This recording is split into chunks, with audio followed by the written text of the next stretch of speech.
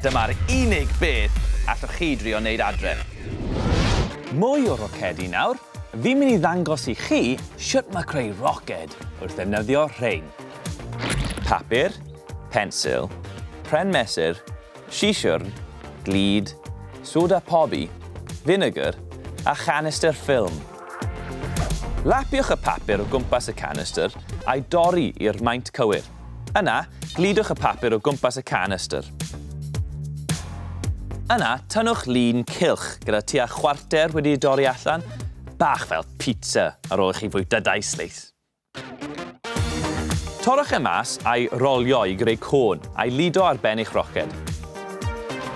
A ddyrnwch y roced fel chi eisiau. Nawr, y ran wyddonol. Trowch y roced ben i weired a rhowch bach o vinegar ar waelod y pod. Rhaid bod yn gloi wedyn. Rhowch y soda pobi yn y caead. A gwasgwch y caead ymlaen yn dyn iawn, ond fydd ddim llawer o amser ydych chi. Barod? Gosodwch y roced a... Wow! Be sy'n digwydd yw bod y soda pobi a'r vinegar yn creu carbon deuocsid.